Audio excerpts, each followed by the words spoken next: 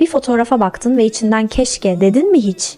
Dilara Erkal bugün öyle bir şey paylaştı ki yorumlar dolup taştı, binlerce insan ekran başında sessizce ağladı.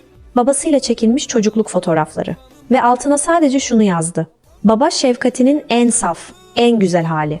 Birkaç kelime ama içinde bir ömür var. İbrahim Erkal'ı kaybedeli yıllar geçti. O derin ses, o sıcak gülüş artık yok. Ama Dilara için o fotoğraflardaki çocuk hala orada, babasının yanında, dünyadan habersiz güvende. Baba şefkati. Tarif edilmesi en zor, hissedilmesi en kolay duygulardan biridir. Ve bir kez kaybedilince yerine başka hiçbir şey geçemez. Dilara'nın o birkaç kelimesi bugün milyonlara dokundu.